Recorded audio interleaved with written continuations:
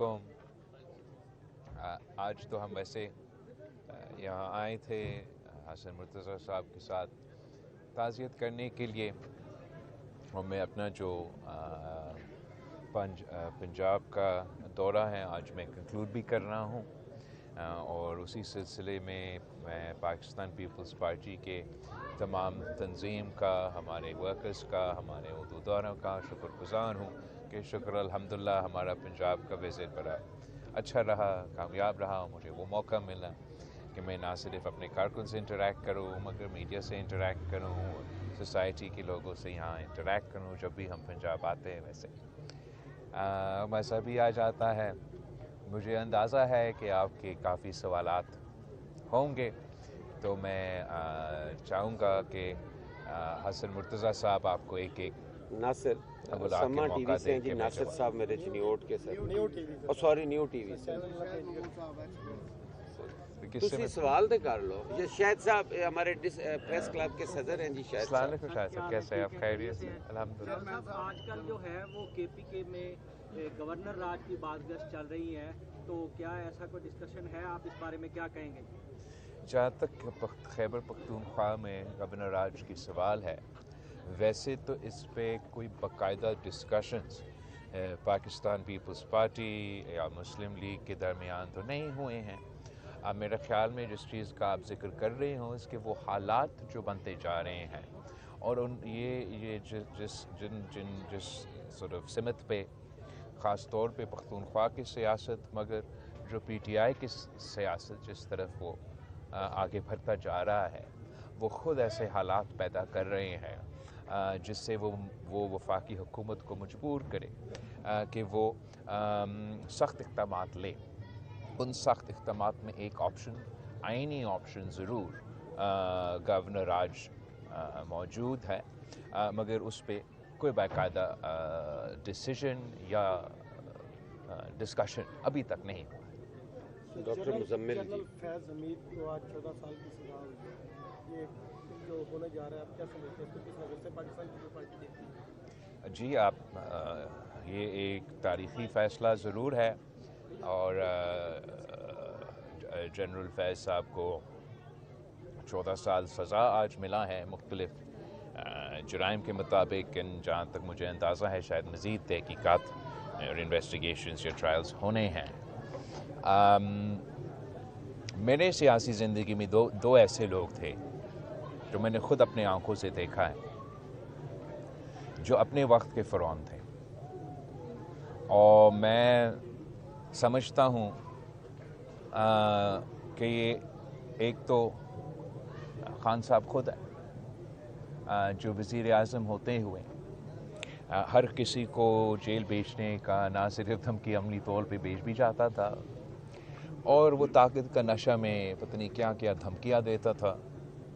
कि वो इसी भी निकाल देगा, वो फ़लाँ कर देगा, वो फ़लाँ कर देगा। उन्होंने ये हमारी सियासत में एक बार फिर एक बुरी रवायत डाली थी कि ना सिर्फ कि जो सियासी हरीफ है, मगर उन सियासी हरीफ, उन सियासी मुखालिफ के जो घर के औरतें हैं, ख़वातीन हैं, उनको भी निशाना बनाया गया। और मरियम शरीफ साहिबा को, बरियाल ताजपुर साहिबा को जिस अंदाज़ में टारगेट किया गया, और फिर इसमें हमने ख़ुद अपने आँखों से देखा कि किस तरीके से उसको इसी ज़िंदगी में उन एक्शंस का ना सिर्फ जवाब देना पड़ा, बट अब वही उसी किस्म की मुश्किलात आज भुगत रहे हैं, और वो मुत्तफ़क़ अमल है कि वो आज ख़ुद जनाब जेल में है।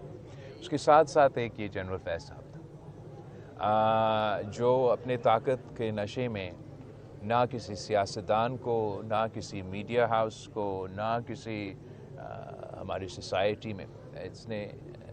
अपने ओहद के ख़िलाफ़ वर्जी, अपने काम के ख़िलाफ़ वर्जी करते हुए पता नहीं क्या क्या किया, और आज हम वो दिन देख रहे हैं कि उसको भी इसी ज़िंदगी में उनके जुराइम का जवाब देना पड़ रहा है। मैं समझता हूँ कि ये एक बहुत तारीख़ी फ़ैसला है। अब वैसे तो मुकम्मल डिटेल्स मुझे मौका नहीं मिला ना देखने के लिए, ना इसका तफसील पे पता करने के लिए, میرا خیال میں اب آگے اس کے لیے بھی اپیل کے اور ایسے فورمز موجود ہوں گے. اپنے طور پہ تاریخی فیصلہ ہے اور میں سمجھتا ہوں کہ سب کو توبہ بھی کرنا چاہیے اور اپنا زندگی کو ایسے گزارنا چاہیے، خاص طور پہ وہ لوگ جن کو کسی نہ کسی وجہ سے اللہ تعالیٰ کبھی آپ کو کوئی موقع دیتا ہے، اختیار دیتا ہے، ذمہ داری دیتا ہے، تو اس ذمہ داری کو آپ کو صحیح انداز میں اس پہ عمل درآمد کرنا چاہیے. سر اس سے جڑا ہوا ایک سوال ہے، ماضی میں لیفٹیننٹ جنرل شجاع پاشا اور ظہیر الاسلام پر بھی اسی طرح کے الزامات تھے کہ وہ پولیٹیکل انجینئرنگ کرتے ہیں، سیاسی سرگرمیوں میں ملوث ہیں. آپ سمجھتے ہیں کہ ان کو بھی اس طرح کا ان کا بھی ٹرائل ہونا چاہیے؟ میرے خیال میں ان میں سے ایک کے خلاف تو ٹرائل ہوا تھا اور سزا ایٹسٹرا بھی ہوا تھا، دوسرا کے خلاف ابھی تک نہیں ہوا. میں کسی انڈیویجول کے بارے میں یا کسی اسپیسیفک کیس کے بارے میں تبصرہ نہیں کرنا چاہوں گا، مگر میں سمجھتا ہوں کہ آج کا فیصلہ تاریخی ہے اور وہ ضرور ایسے راستے کھولیں گے. ایک تو ایک واضح پیغام بھیجیں گے کہ جس قسم کی مداخلت، جس قسم کی غیر ذمہ دارانہ کام جنرل فیض صاحب کر رہے تھے، امید یہ ہے اس فیصلے سے، اور اگر اس فیصلے سے پہ عمل درآمد ہوتا ہے کہ آگے جا کے ایک ایسا پیغام ہوگا کہ اس قسم کے غلطیاں مزید نہ کیا جائے. سر 27ویں ترمیم میں NFC وارڈ کو آپ کی شکایت ہوا پہ نکلوائی ہے، اب دوبارہ بات ہو رہی ہے کہ 28ویں ترمیم آ رہی ہے اور 28ویں ترمیم میں نئے صوبے اور یہ NFC وارڈ کو دوبارہ کہا جا رہا ہے کہ آ رہے ہیں. اگر یہ 28ویں ترمیم آتی ہے اور دونوں چیزیں آتی ہیں، کیا آپ حمایت کریں گے؟ جہاں تک 27th امینڈمنٹ کی بات ہے، پاکستان پیپلز پارٹی سمجھتی ہے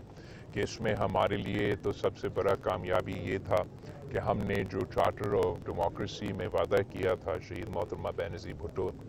اور نواز شریف صاحب کی دستخط کے مطابق کہ ہم آئینی عدالت بنائیں گے، وہ آئینی عدالت بھی ہم نے بنایا. اس آئینی عدالت کو تمام صوبے کے برابر کا نمائندگی جو پاکستان پیپلز پارٹی کی بہت ہی پرانی مطالبہ تھا، اس کو بھی یقینی طور پہ عملی طور پہ ہم نے 27ویں ترمیم کے مطابق یہ آئینی عدالت کو تمام صوبوں کو برابری کا نمائندگی. اور یہ بھی ایک فخر کی بات ہے کہ جب سے سب سے پہلے جو اس آئینی عدالت کا سربراہ ہے، جو کانسٹیٹیوشنل کورٹ کا چیف جسٹس ہے، جنوبی پنجاب سے تعلق رکھتا ہے. دوسرا، پاکستان پیپلز پارٹی کے لیے جو ہم سمجھتے ہیں سیاسی طور پہ ہماری منشور کی جیت ہے، ہمارا نظریہ کی جیت ہے، وہ یہ کہ جو وفاقی حکومت کی تجویز تھا یا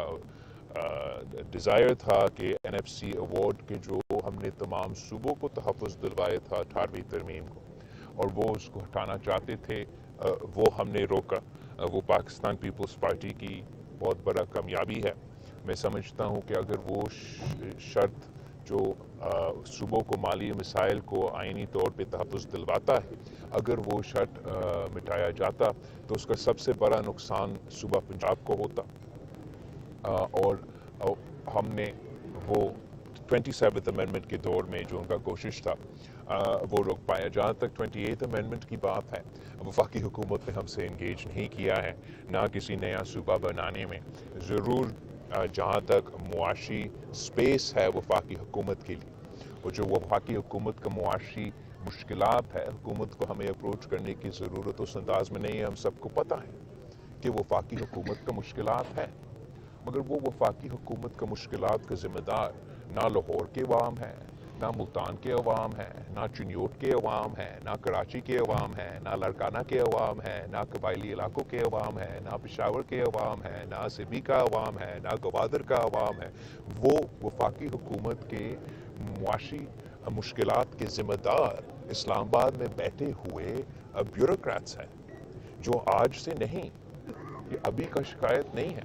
سالوں سال ہر سال FBR اپنا فائنینشل ٹارگیٹس مس کرتے ہیں. تو یہ سوچ کہ FBR کی کمزوریاں، FBR کی غلطیاں کا بوجھ لاہور کے عوام کو اٹھانا چاہیے یا کسی اور صوبے کے عوام کو اٹھانا چاہیے، اس کا بالکل پاکستان پیپلز پارٹی مخالفت کر رہی ہے اور کرتی رہیں گی.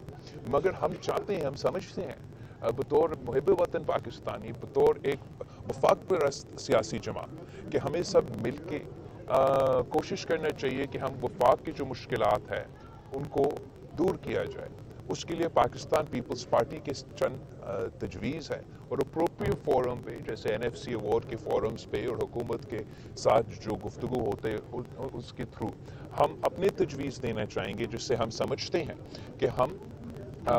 صوبے کے اختیارات کم کیے بغیر، صوبے کے مالی ذمہ داریاں کم کیے بغیر ہم سب مل کے وفاق کی یہ معاشی مشکلات دور کر سکتے ہیں، اور اس پہ انشاءاللہ تعالیٰ پاکستان پیپلز پارٹی کام کرتی رہے گی. اس وقت جو پولیٹیکل انسٹیبلٹی ہے، ابھی ہم دیکھتے ہیں کہ کوئی فورن ڈائریکٹ انویسٹمنٹ پاکستان میں نہیں ہے. سوری کوئی فورن ڈائریکٹ انویسٹمنٹ پاکستان میں نہیں آئی، جبکہ ہم پرائم منسٹر کی ہر دوسری اسپیچ میں یہ سنتے ہیں کہ پاکستان کی معیشت جو ہے وہ ٹیک آف کرنے والی ہے، لیکن ایسا ہو نہیں پا رہا. پاکستان کے عوام آپ جگہ جگہ گئے ہیں، دیکھا ہے کس قدر مشکلات کا شکار ہیں. کب ایسا پاسبل ہوگا کہ پاکستان کی معاشی اس وقت جو سچویشن چل رہی ہے اس سے باہر نکل سکے گا اور ہماری جو ایکسپورٹس ہیں وہ کچھ بہتر ہوں گی تاکہ عام لوگ جو ہیں ان کی کچھ زندگی بہتر ہو؟ جہاں تک معاشی صورتحال ہے، عوام کے پاس معاشی مشکلات تو موجود ضرور ہیں، مگر حکومت کی یہ موقف کہ انہوں نے ملک کو معاشی مشکلات سے نکالے ہیں، یہ معاشی صورتحال کو بہتر کروائے ہیں، اس میں بھی کچھ حقیقت تو ضرور ہے. جب PDM نے حکومت سنبھالا تو اس وقت ملک جو ہے وہ ڈیفالٹ ہوتا جا رہا تھا، اور جو معاشی مشکلات تب تھے، جو مہنگائی کا طوفان تب تھا، جو بے روزگاری کے مشکلات تب تھے، وہ تو عروج پہ تھے. اور آپ کو ہم سب کو یہ ماننا پڑے گا کہ شہباز شریف صاحب نے اور ان کی ٹیم نے معاشی پوزیشن سے ان مشکلات سے ہمیں نکالے. اب جہاں تک فورن ڈائریکٹ انویسٹمنٹ کی سوال ہے، میں سمجھتا ہوں کہ یہ تو بالکل حقیقت نہیں ہے یہ کہنا کہ کوئی فورن ڈائریکٹ انویسٹمنٹ نہیں ہو رہا. کچھ فورن ڈائریکٹ انویسٹمنٹ ضرور ہو رہا ہے، شاید حکومت مزید چاہتا ہے. میں سمجھتا ہوں کہ فورن ڈائریکٹ انویسٹمنٹ کے ساتھ ساتھ یا فورن ڈائریکٹ انویسٹمنٹ سے زیادہ ایکسپورٹس پہ فوکس کرنا چاہیے، اور پاکستان کو اپنا ان سیکٹرز کو سپورٹ کرنا چاہیے جس سے ہم اپنے ایکسپورٹس میں اضافہ کر سکیں. پاکستان پیپلز پارٹی سمجھتی ہے کہ جو سپورٹ وفاقی حکومت، صوبائی حکومت مثلاً زرعی شعبے کو دے سکتے، وہ اس وقت اتنا نہیں دے رہے جتنا ہمیں دینا چاہیے. ہم نے صوبہ سندھ میں اپنے جو چھوٹے کسان ہیں جن کے پاس 1 سے لے کے 25 ایکڑ تک کے جو کسان ہیں، ان کو ہم نے سپورٹ کرنے کی کوشش کی. صوبائی حکومت کے ذریعے ان کو ہم DAP سپورٹ مہیا کر رہے ہیں، یوریا سپورٹ مہیا کر رہے ہیں، تاکہ زرعی شعبے میں ترقی ہو. زرعی شعبے میں ترقی ہوں گی تو ہم نہ صرف اپنے ملک کی جو ضروریات پورا کر سکتے ہیں، مگر ایکسپورٹ کی صورت میں ملک کی معیشت کو فائدہ دلوا سکتے ہیں. ویسے ہی مختلف شعبے ہیں جس سے وفاقی حکومت اور صوبائی حکومت